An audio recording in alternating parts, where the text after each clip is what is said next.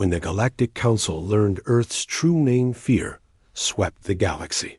Grand Chamber of the Galactic Council stood silent as the diplomatic vessel from the third planet of the Sol system approached.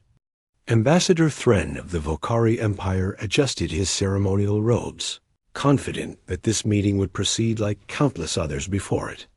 Another primitive species seeking membership, another opportunity to assign them a suitable place in the galactic hierarchy. The humans had been traveling through space for merely 3 standard cycles. Their technology was adequate but unremarkable. Their military consisted of outdated kinetic weapons and chemical propulsion systems. The Council had reviewed their application with mild interest, noting their persistence despite obvious technological limitations. When the human delegation entered, Thren noticed their unusual composure. Most species approaching the Council for the first time showed clear signs of intimidation.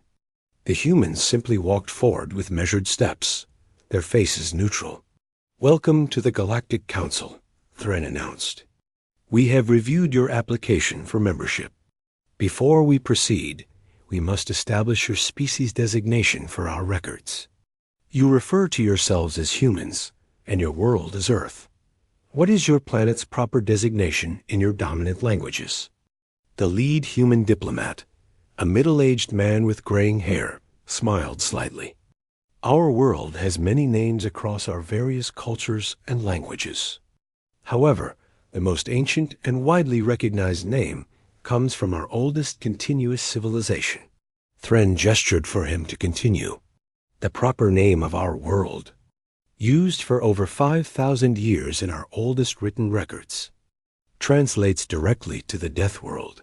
The chamber erupted. Delegates from 40 different species began speaking simultaneously. Thren raised his primary appendage for silence, his scales flushing orange with concern. "Surely you jest," Thren said carefully. "No civilization names their homeworld after death." The human diplomat's expression remained unchanged. "We do not jest, Ambassador. The ancient name persists because it reflects an accurate assessment. Our ancestors understood what our world truly was." Counselor Myra of the Centauri Collective leaned forward. "Explain this designation." "We have surveyed your planet. While it possesses higher than average gravity and unusual atmospheric pressure, it falls within acceptable parameters for habitable worlds."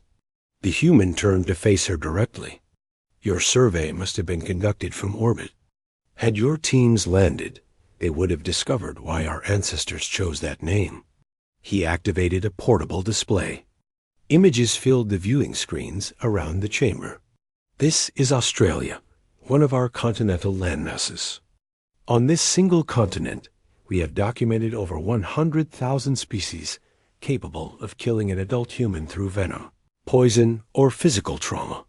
The box jellyfish, whose toxin causes death within minutes. The inland taipan, whose single bite contains enough venom to kill 100 humans. The saltwater crocodile, an ambush predator reaching 7 meters in length." The Council watched in growing silence as more images appeared. The Sydney funnel web spider, aggressive and possessing neurotoxic venom. The blue-ringed octopus, smaller than a human fist, carrying enough poison to kill 26 people.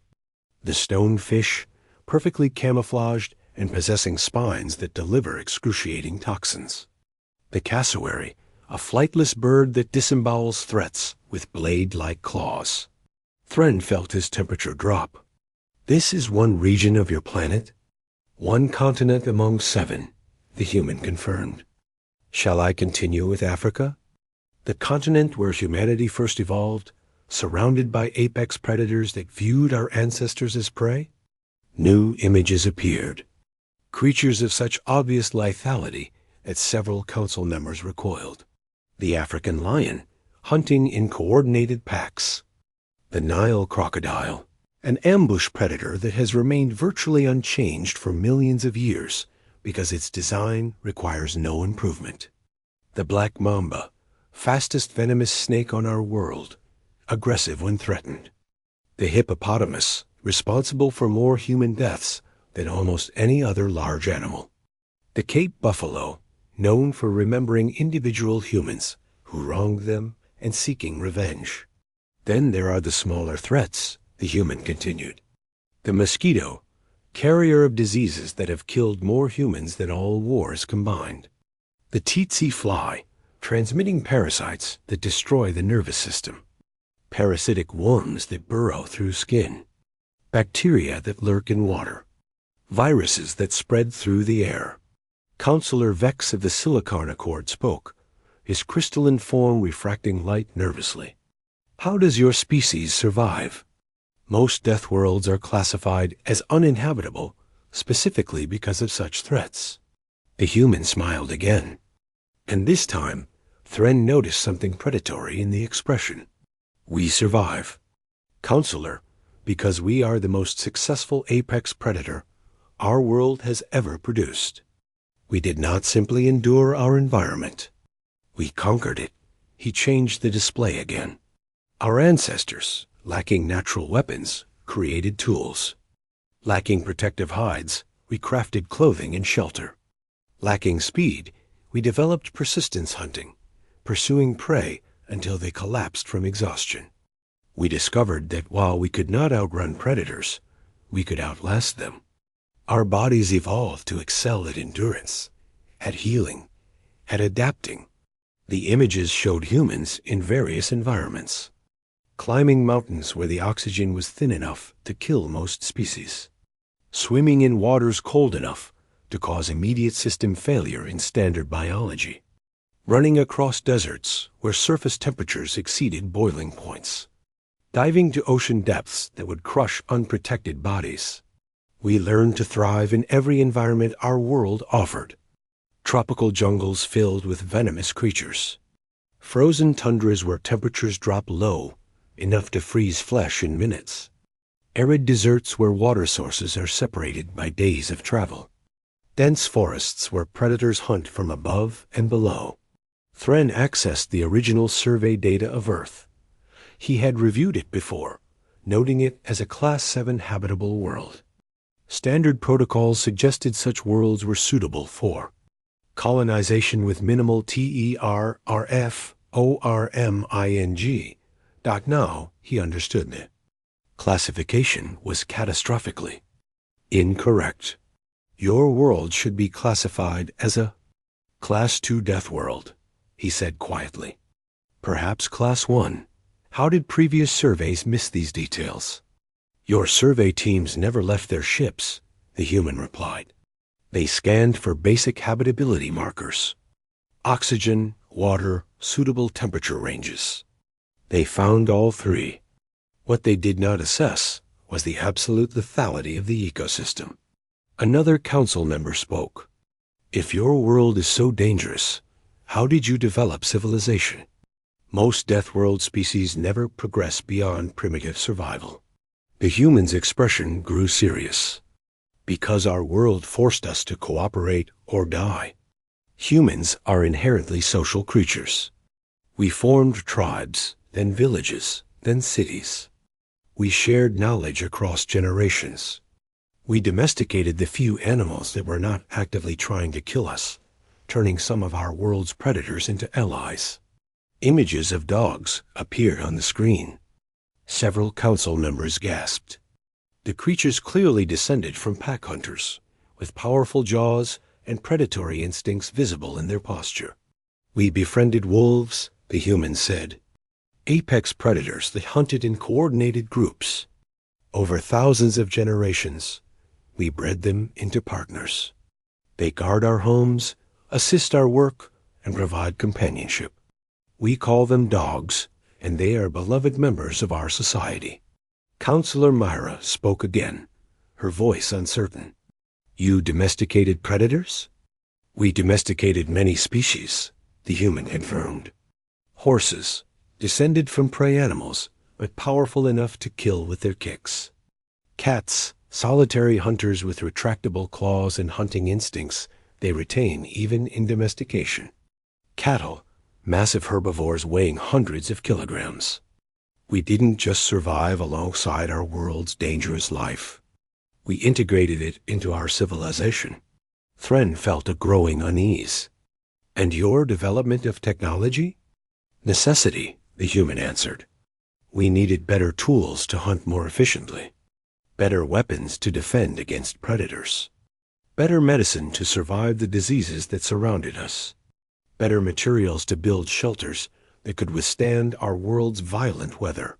Violent weather? The human nodded. Earth's atmosphere is highly dynamic. We have hurricanes with winds exceeding 300 kilometers per hour, tornadoes that tear structures from their foundations, blizzards that bury entire communities, floods, droughts, earthquakes, volcanic eruptions, tsunamis. Our world attempts to kill us through environmental catastrophe as readily as through biological threats. The council chamber had grown completely silent. And yet, the human continued. We persisted. We built cities in earthquake zones. We established communities in hurricane paths. We settled in areas prone to flooding, to fire, to extreme temperatures. Because we refused to let our world dictate where we could exist. Thren understood now why the humans had seemed so composed entering the council chamber. They came from a world that had been trying to eliminate them for their entire evolutionary history. The Galactic Council, impressive as it might be, represented no threat they had not already exceeded. Your military capabilities, Thren said slowly. We assessed them as primitive. By galactic standards, they are, the human agreed. We've only had spaceflight for a fraction of the time most council species have. But our weapons development has been continuous for our entire history. We have never known a time without warfare. Our world ensured we became very, very good at surviving conflict. He paused, his expression sympathetic but firm. We come to the Galactic Council seeking partnership, not dominance. We wish to learn from species who have explored the stars for millennia. We hope to share our own knowledge and perspective. But we also want the Council to understand what we are. We are survivors of a death world that shaped every aspect of our biology and culture. We are endurance hunters who never stop pursuing our goals. We are social creatures who protect our communities with absolute commitment. We are problem solvers who view every challenge as an obstacle to overcome rather than a reason to surrender. The human looked around the chamber, meeting the eyes of each council member. We named our world Death long before we ever looked to the stars. We did so not in despair, but in acknowledgement. Our planet made us what we are. We carry that legacy in everything we do. Thren made his decision. The humans would be granted council membership, but with a new designation. Earth would be properly classified. Future species would know what the humans were before they encountered them. Most importantly, the council would treat these survivors of a death world with the respect such endurance deserved. The vote was unanimous. Claude is AI and can make mistakes. Please double-check responses.